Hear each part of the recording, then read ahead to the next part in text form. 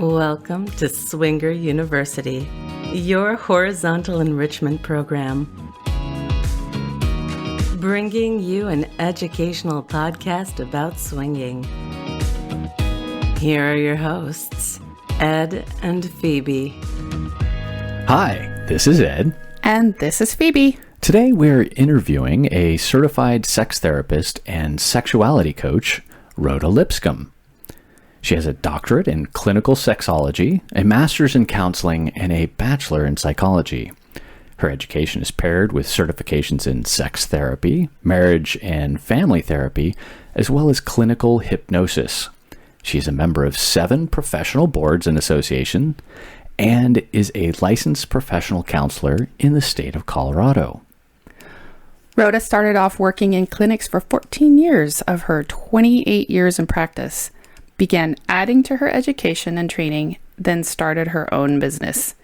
She is passionate about helping others embrace their sexuality and counseling those in relationships that have evolved past the societal norm or standard definitions. On a personal note, she has been in an open relationship for 12 years with her husband, and they like to frequent lifestyle cruises and resorts. We are honored to have Dr. Rhoda Lipscomb to our podcast today. Welcome. Thank you. I'm so glad to be here. Yay! This is so exciting for us. So today we've got a couple topics that we're going to talk about. And one of the topics that you had suggested was this unspoken issue of erection challenges in men. Well, yes, I think a lot of times we don't talk about it much in the lifestyle. And yet it, especially once you're past your 20s, and most of us in the lifestyle are past our 20s, that it does become a challenge, and people often don't know how to really assess it well and figure out what's causing it to happen. Because erection challenges can truly be caused by more than one issue. And it's easy for men to think, oh, I just need to run to my doctor and get Viagra or Cialis, and that will solve it. And it doesn't always. And there are particular reasons why. So I think it can be helpful for people to understand that rather than get all worked up about what's going on and kind of making their own assumptions. That's interesting that you say that, because we've heard in a number of podcasts, and we've actually recommended it in several of our podcasts about swinger insurance, the Viagra and the Cialis.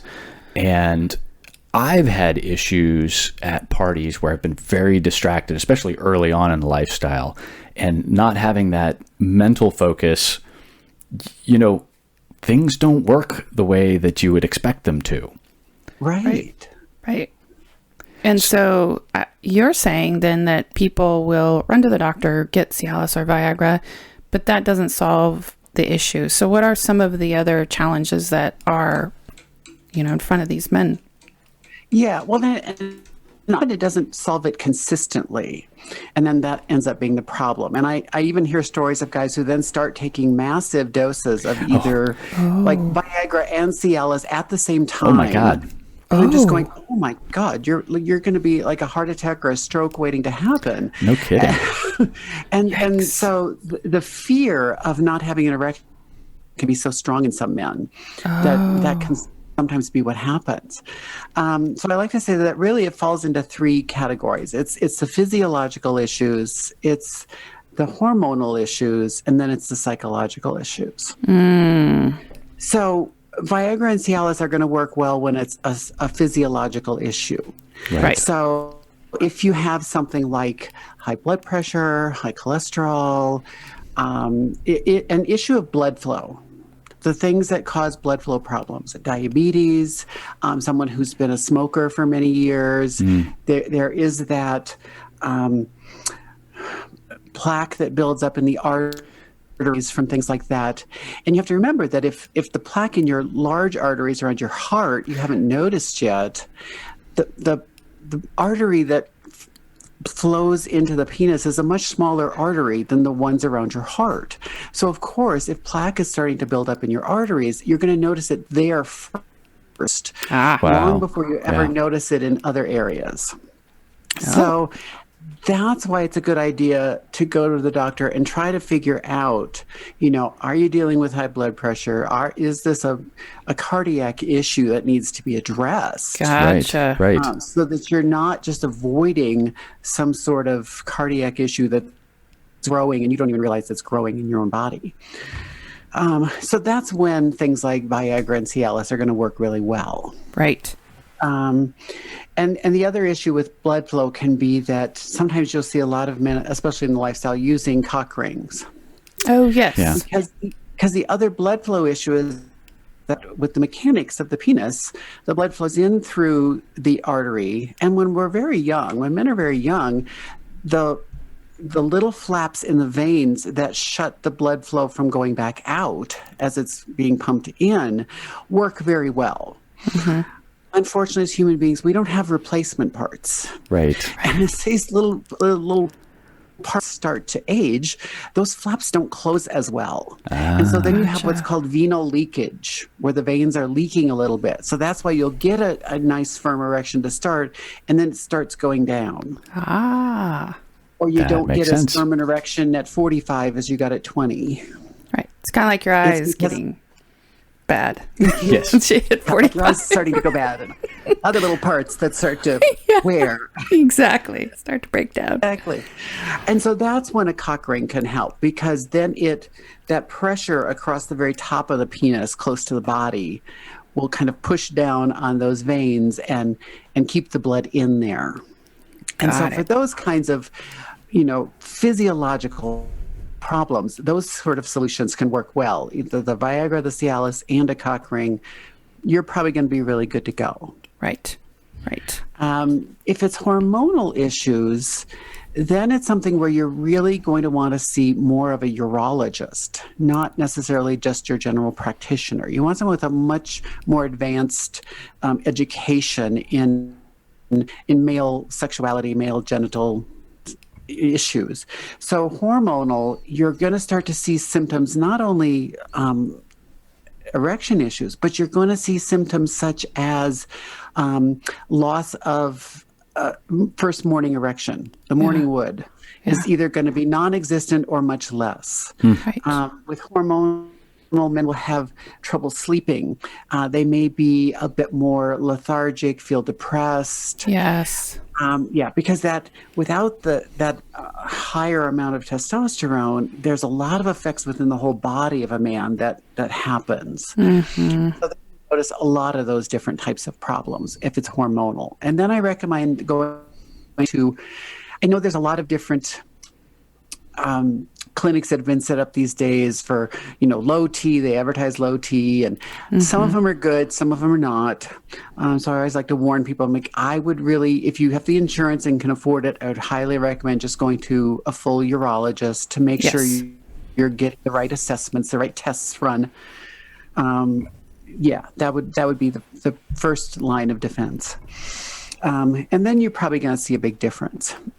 Now, psychological problems, or what we like to call performance anxiety, again, that is more about the anxiety, that worry about, well, what if I don't get an erection? What if or you're being like you said, Ed, that being very kind of looking at all the things around us, especially in the lifestyle, that when guys start out, there is so much that you're not used to having in your typical sex life. Right. You don't have a couple right next to you on the bed at it, or on the bed next to you, or just there's so many sights and sounds, and it can be very distracting. Yes.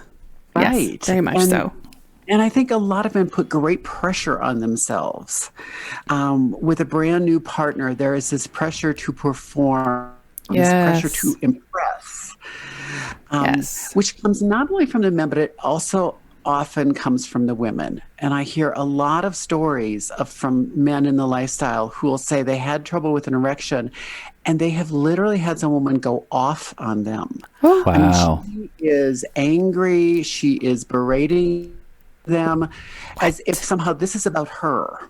And she takes it mentally is like, I'm not attractive enough. I'm not good enough. That's why you're not getting this immediate heart erection. Ah, And then women put all these pressure on men too. And let's face it, penises do not respond well to a lot of pressure. I was just going to say, getting yelled at really makes me hard. I just, Yeah, I know. It just doesn't for most men, unless you have a real kink for that, which that's a whole nother issue. So sometimes it's as the women, we need to understand that when a man's not getting an erection, especially in his 40s and 50s, it's not necessarily about us. yes. Most of the time, it's not about us. yes. And we need to be a bit more understanding, because especially as women, I mean, I don't know about you, Phoebe, but I know for me, if the guy's not getting an erection, but he can maintain doing other things, like he can do oral, he can do manual, because I always want to look at a guy and go, really, did your mouth and your fingers stop working too? Right. Like, Right. Come on. No, you have other tools in your toolbox here. That's right. Absolutely. Absolutely. It's not just about your dick. Exactly. Exactly. Yes. And so for a guy who can do that, oftentimes, if he can stop worrying about his penis, Yes. the first thing to do is kind of to take a deep breath and be like, okay, let's just shift gears and we'll go do something else. And try not to think about it. Right. Yeah. Get back in your body, because sex is a very body and sense, all your senses experience. Focus on what you see that you think is arousing, what you feel, what you hear, what you smell, what you taste. Yeah. Focus on that and stop thinking about your penis, and he will probably come back on his own. Yes. Yeah. Yes. Yes. And I guess we've had, I'm not sure why our experiences, maybe it's just we've had this honest exchange with individuals where it's fun and it's open and it's honest. So if there is a situation where another couple we're playing with, maybe he's not hard, we kind of laugh. We're just open. We're like, hey, you guys want to take a snack break, or we just shift, and we pile up on one woman, and everyone, it's kind of this. We just talk about it, like, hey, did someone want to take a break, or let's try this, or in the beginning we were so overwhelmed, I'd be like, oh my gosh, okay, I'm really overwhelmed by all this sensory input. I just need a little 3-minute break, just to kind of calm down. And everyone laughs, and we all take a breath, and we grab a drink of water, and we go back at it again. So I think just that honesty helps keep things light and helps people relax, and it's the reset, right? It really is. And that makes a huge difference. But sometimes, in my practice, if I have a guy come to me with a lot of performance anxiety, and especially if it's been going on for a while, now it starts to really get in his brain. Yes. And so every sexual experience he starts to enter into, he's thinking about it, he's concerned about it. And then we have to do a lot more work on the anxiety. Right. Teach him some more tools to deal with the anxiety. And sometimes that's where the clinical hypnosis comes in, is doing some hypnosis sessions to remind his subconscious mind that he knows how to do this. Right. Like that he doesn't have hormonal issues. He doesn't have physical issues. This really is all an anxiety issue, because if you're anxious enough, your brain will override however aroused and excited you are. Right. Yeah. It becomes that fight or flight response, right? Where you're shifting more into, oh my God, how do I get out of this? Well, yes. Yeah. It's because you're getting that very strong fear emotion in the primal level of the brain. Right. Like what people call the caveman brain. Yeah, the triune brain. Yeah, and you strike that fear emotion at that level of the brain, and you literally cannot reach your higher brain functions. Yeah, you can't reach your reasoning and your logic and that stuff. And you've got to calm yourself down, because that fear is telling you, I've either got to run away, I've got to fight something, I've got to freeze so some predator doesn't see me, or I've got to just literally flop on the ground like I'm dead and hope the predator will leave me alone and go away. And it's a very primal brain function that's just hardwired in all of us. Yeah. And it also seems kind of Pavlovian, right? Where you kind of trigger that response every time you're in that situation. Yeah. And so every time you get into that situation, you trigger that response, and it becomes kind of this feedback loop. Which is why the service that you have, is a great option for those individuals that just can't get past that roadblock. They still want to be in the lifestyle. They can't seem to move through that. And this helps get them over that so that they can still, enjoy this experience with their partner. Right. Yeah. And that's when, if it is something that is that is performance based, you're going to then you're going to want a full sex therapist. You're not going to want just your general average therapist who deals with depression, anxiety, and stuff. Like you want somebody who's more trained in sex therapy who understands that gets stuff. it. Yeah. Right. And usually, especially when I do hypnosis, it's not like it's a long-term thing. It's usually a few sessions and they're fine. Like then they're kind of back on track again. That's good to know. I didn't know that. It's pretty simple. It's kind of one of the easier things to deal with than a lot of other things. Yeah, I suppose it's not deep-seated childhood issues or things that have been ingrained for years and years. It's probably pretty recent, so that makes sense. That makes a lot of sense. That's pretty cool. Now, with the psychological issues, with this kind of anxiety-driven, have you seen this or heard that Viagra can kind of counteract some of that stuff? Like, is it a little bit of a buffer, or is it just, look, if you're kind of overwhelmed by this, seek professional help? It depends on how overwhelmed you are. Gotcha. Sometimes the Viagra can help a little bit because, again, it's giving you that psychological crutch. It's that part of your brain saying, oh, I took this pill, so it's going to be okay. There you go. So it's like what do they call that in a controlled study? Placebo. It's almost placebo, right? Like it triggers that psychological response. Placebo. But the problem is that then it will not work consistently enough. Because if then they keep on that mental track of worrying about it, it'll work one time and then not the other. And then now it puts them back into that fear of, oh, now I can't count on this again. Right. Yeah. Mm-hmm. And then they start taking more. If you're fearful enough, you can override the Viagra. Yeah, I can see that. Wow. Yeah. Interesting. It is amazing what the human brain can do. And not always in our favor. Yeah, they do say it is mind over matter, right? Yes. Like you can visualize things and kind of make them happen with your brain. With enough training and repetition, you can actually envision that stuff happening. So I guess you can go the opposite direction too. Yes, you can. Oh my goodness. So how many men in general do you think have this challenge? Is it just all men and it comes and goes and it's variable, or what? Well, I mean, erection issues are going to affect all men at some point in their life. Right. I always tell people that all these various types of sexual functioning problems, I don't like using the word dysfunction because it sounds like there's something wrong with you. Exactly. And there really isn't. I mean, whatever sexual functioning problem you're dealing with, all of us are going to experience that at some point in time. Mm-hmm. Like every man is going to have erection issues at some point. They're going to ejaculate sooner than they want, later than they want. They're going to have trouble with desire issues. It's going to be way high, way low.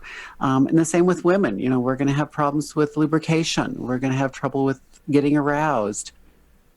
Trouble with pain from penetration. Again, desire issues.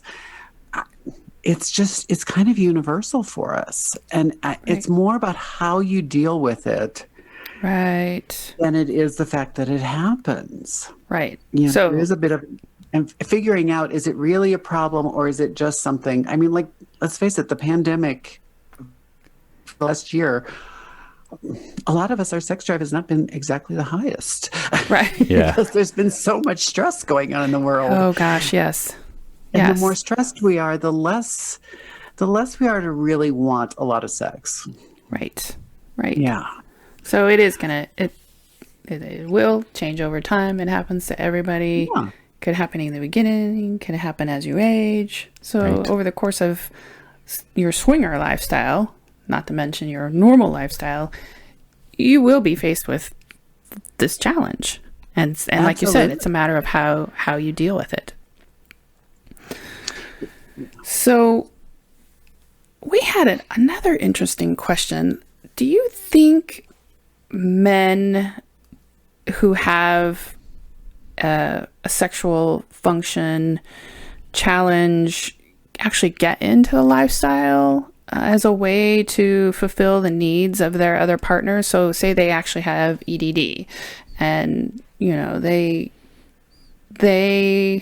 want to get into the lifestyle because they want to be in a sexy environment. They want to see that pleasure in their other partner, and they go to lifestyle events, and this is a way of fulfilling a different need in their lifestyle. I think there certainly are a number of people who probably do get into the lifestyle. I mean, exactly how many, I'm not sure we ever really know, because I don't know of any studies that really have asked those questions. But I certainly know just from people I've talked to that different people, when you ask them, like, what brought you into the lifestyle, it is sometimes for that, if after 20 years of marriage and, an exclusive relationship, you need more. And it isn't that you don't love and adore your spouse, but, it's kind of like if you had to eat the same thing 3 meals a day for 20 years, at a certain point you can be like, oh, great, that again. As much as you might love it, it's going to get tiring, and you can only do so much to spark it up. Right. At some point, you've learned pretty much everything you can about that one individual. Right. Yeah. Yeah, like how many books and podcasts do you see in the monogamy world where they're talking about ways to spice up your sex life? Like, because we know that after a number of years with the same person, you can't even leave the grocery store checkout without glancing over at Cosmopolitan, telling women how to have better sex. Like it's all in there about spicing up your relationship, or every issue. Yeah. Yes. Every issue. Yes. Every issue. Yes. And it's now even started in some of the men's magazines. Like Men's Health. You'll see all of these issues on sex and how to be a better lover and how to have a better erection. And we're all bombarded with these issues that sex has to be better and last longer and be more intense. And it's like, it's so much pressure. Yeah. Oh, yeah. Oh, yeah. Yeah. Earlier, we touched on the example you'd given about the woman that was just really irate that the man, couldn't have an erection and didn't satisfy her. This goes to those expectations that you may run into with other play partners. What about the orgasming expectation out there? Do you have a lot or experienced a lot of people with this expectation, and this creates a lot of internal anxiety that they must orgasm with their swing partner, or they must bring them to an orgasm, otherwise they're not a good swing partner? Right. Have you heard anything about this? I certainly have encountered it on both sides, and I think there is this pressure to perform and to have this. It has to be this peak experience every time. Yeah. Not really realistic. No. And so many people don't quite understand that, like, orgasm really originates in the brain. Yeah. So again, it's being in your body. It isn't all about the genitals. I mean, part of the reason orgasms frequently come from the genitals is because they're just so rich with so many thousands of nerve endings. However, we have nerve endings all over our body, and it's possible to have orgasms from being stimulated through parts of our bodies that have nothing to do with our genitals at all. Yes. Fortunately, I learned at a very young age that I could orgasm from all sorts of parts of my body, because it is kind of being in the experience and being in your body and enjoying it and not being in your head. Because I think so often people are far more in their head than they are in their bodies. Yeah. Difficult to orgasm if you're in your head and you're thinking too much about whatever it is, whether you're wondering what your partner is doing on the other bed, whether you're distracted by everything that's going on, whether it's a new person, you're like, oh, they're just not doing it the way I like it. And how do I tell them how I like it without sounding like a biatch? You know? So it can be very stressful and then you're out of your body. You're not in your head. Yeah. And so, yeah, the best sex is going to be the times you're in your body, and you can just let go of whatever it is you're thinking about, and let it flow over you. Yeah, we've had our best experiences when we were just having a good time, just relaxed, great conversation, things kind of swing in that direction, and you're not trying to plan it out. You're not even trying to figure out what the next move is to get them into the room, right? Like that whole planning, that closing the deal thing. Right. And when it's been kind of natural and organic and just us having a good time in the evening, we usually have great sex. Right. Right. And I've also experienced, I decided somewhat early on, and this challenged my confidence, was to be vocal, because I was having experiences that were just like, really? This is what it's all about? Like, that did nothing for me. I'm like, there was a dick in my vagina and I felt nothing. I'm like, well, like, so I had high expectations. I'm like, I'm going to go, I'm going to have sex with this pseudo random person, right? That I don't know. And it's going to be amazing. And then I was like, wait, where did this expectation come from, right? And so it was silly for me to have that expectation, because I mean, we've only been together, 5, or engaging for an hour in conversation, and to have them know all my buttons, bells and whistles is unreasonable. So I decided, you know what? There's no way no one's going to know all that. Ed knows all my bells and whistles. That's great. But I need to educate that other person. If I want to be in charge of my own orgasm and have a great experience, I can help with that and say, hey, I really like when you twist my nipples, or I really like them pulled on hard, but I don't like biting. You can gently give these. Right. Even before you engage, you're like, this is one of my turn-ons, and guaranteed that guy's going to do that for you. And you're like, wow, this is great. So I started off slow with that. And then I was like, okay, because I wasn't confident about voicing that without sending, like you said, a biatch. So I'm like, how do I say it gently to not wound the male ego? And so I was like, oh, and so I experimented with that. And then, when someone's between my legs, I'm like, oh, could you use the flat of your tongue, or a little slower, a little faster. And it worked. For me, it was a challenge giving direction, because I wasn't used to being vocal in that way. So I grew in my sexuality, got what I wanted. They felt good by giving pleasure. So we all win. Yay! So yeah.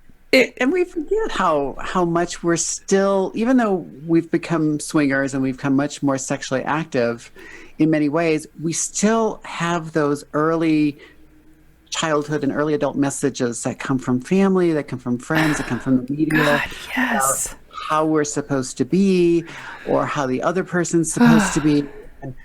And they're in there in the back of our minds, and we don't even realize they come up until those moments when we're going, oh, I'm supposed to tell them what I want. Oh, that feels really uncomfortable. A good girl doesn't do that. Right? A guy should just know. Right? Why would we think a guy should just know? Why would we think that? I mean, half the time we don't even know their names.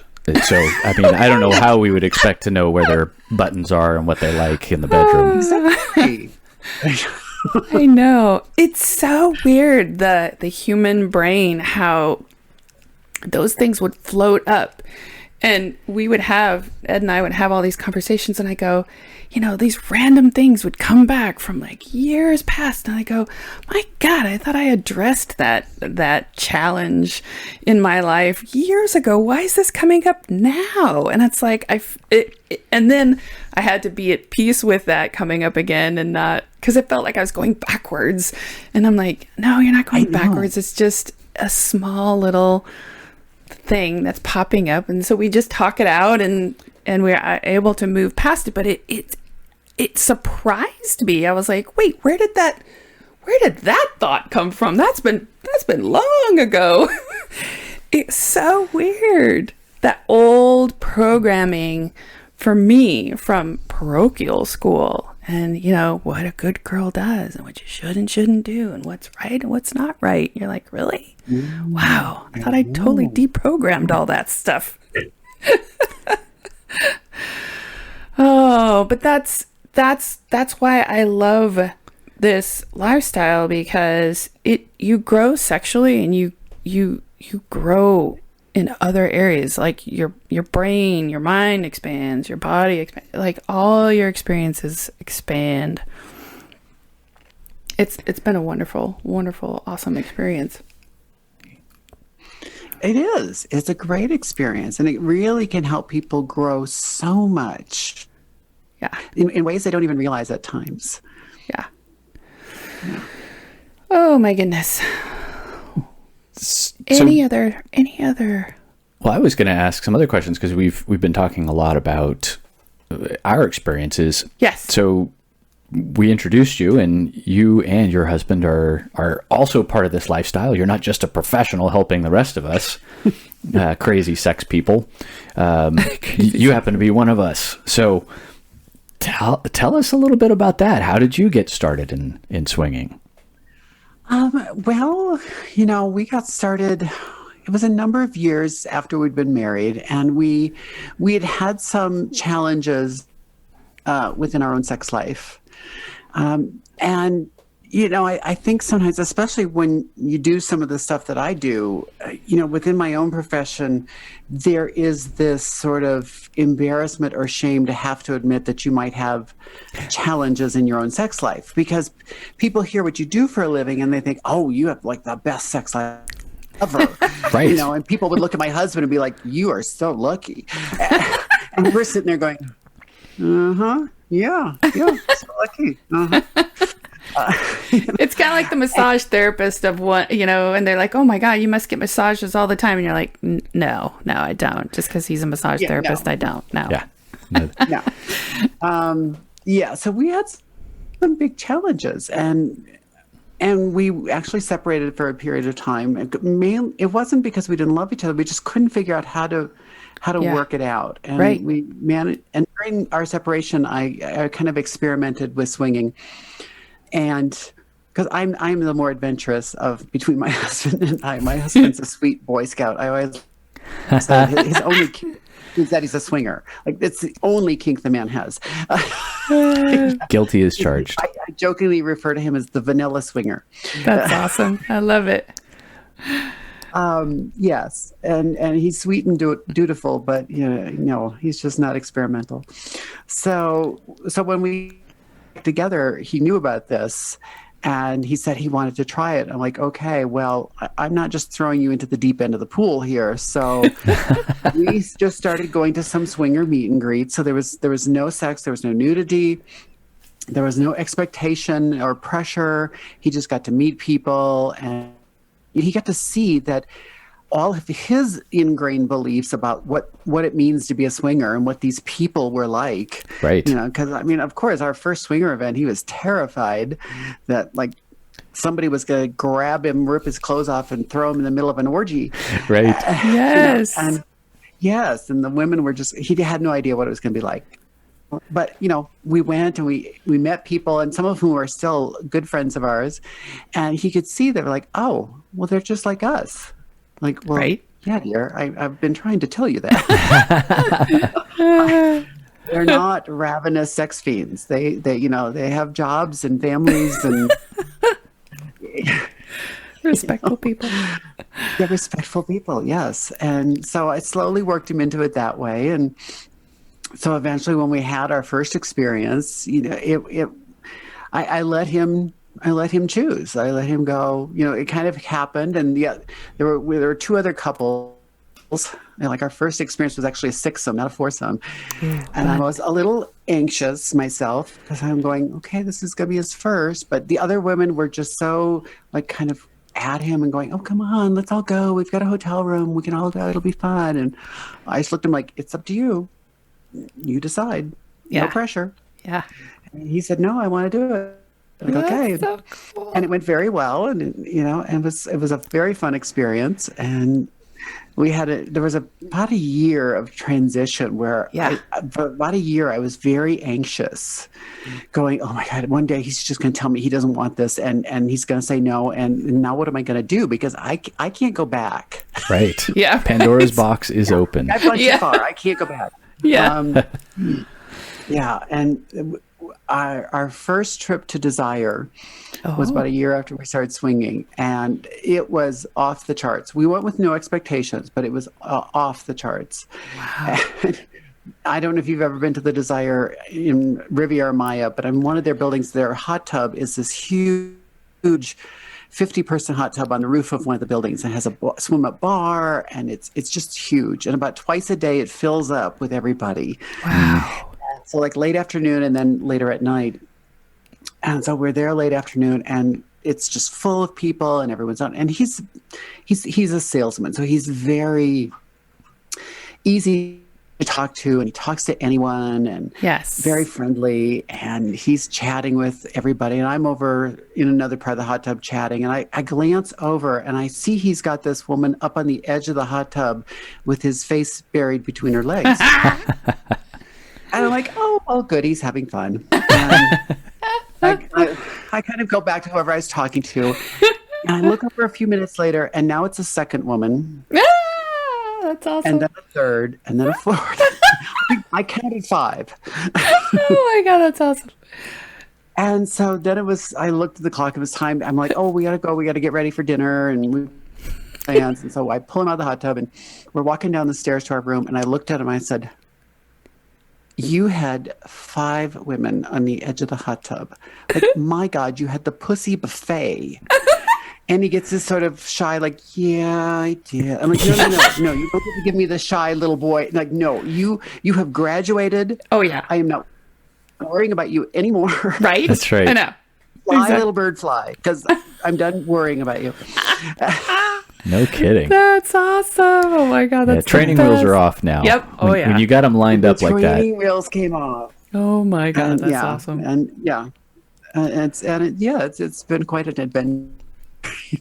So we've done Desire a few times when we've gotten into some of the swinging cruises, which are, unless you really hate cruises, I really recommend them. They are just a blast. Yeah. Because you've got like 4,000 to 6,000 swingers on the same ship. Like you're going to find somebody that like. Absolutely.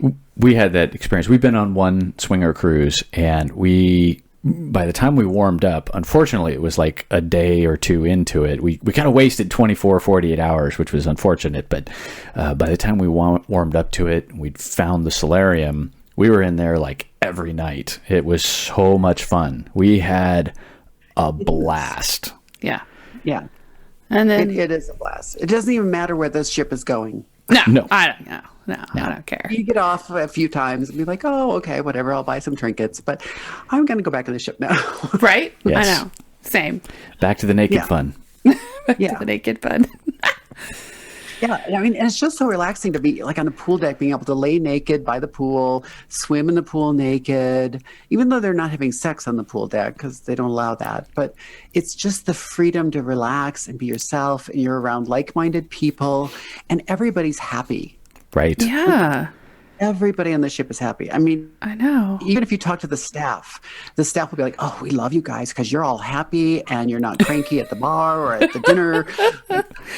When can you come back? I know. It's awesome. We have a totally different focus than the quality of the food on a swinger cruise. Right. Oh, yeah. It's not about that. As long as it's halfway decent, that's all we care. We just need calories, because we just need to refuel so we can get back in. Oh my goodness. Oh, yes. Yeah. So they are gone. Yes.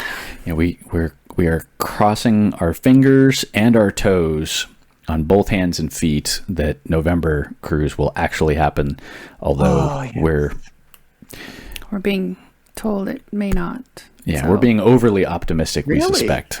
Yeah. I know. So far, I've heard the one in November is going forward, but I haven't heard anything that it won't. I'm hoping it does. The guidelines are a little vague at this point, and we're not. They're starting to open things up so that cruises can go November 1st, but that's cutting it really close. Yeah, that's really right, close. It is, because it's mid-November. It's cutting it very close. Yeah, I know. Well, and if they require that everybody be vaccinated so we can have full reign, then fine. Absolutely, I have no problem with that. Exactly. Go get your shots, people. I know. It's for a good cause. It's for a good cause. That's right. We all want to play again. We're like anxious little kids looking at the playroom going, I want to play. I want to play. Open. Yeah. Yes. Yeah. Oh, my goodness. Well, Ed, Rhoda, anything else we want to add to this lovely interview? Any other questions or points that you would like to make for our listeners? I think the biggest point to make is to remember to not put too many expectations and too much pressure on yourself. Yeah. To go into every party, every club, every swing event keep your expectations low. Yes. If you just go and you meet some fun people and you have some great conversations, that is a win. Mm-hmm. That is a good night, especially after a lockdown. It's really a great night. Yeah. And if more happens, that's icing on your cake. Yeah. But don't spoil your evening because you didn't have this amazing orgy that you got to direct. And no. Take those expectations off the table, because the best sexual experiences we've ever had happened just organically. Yeah. There was no pressure. Nobody was pushing. Nobody was saying this had to happen or that happened. They just happened. Yeah. Yeah. And those are the ones when I think back in my memory bank, those are the ones that stand out of oh, wow, that was a night that I'm going to take to my grave. It'll be on my deathbed and remembering that orgy and at this one place, and there were 12 of us on the bed, and wow, right, just Ditto. Magic. I'm having memories flood back right as you're describing that. Yes, and it's those times when you're not pushing it, you're not trying to make it happen. It just happens. I know, and we always talk about don't have expectations, and it's hard not to, because we have them, so we know what to expect going into a situation. It's like it's part of our being to the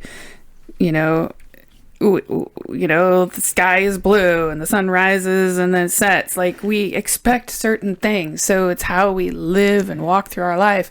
So it's hard not to, especially when you spend all that time getting ready, you hired a sitter, you're going out. Yes. And you want something magical to happen, not just your average going out to dinner date.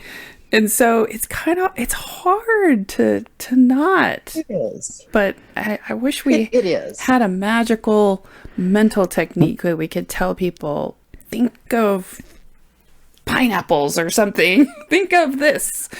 And there's a difference between hoping that something great will happen, and the pressure of trying to make it happen.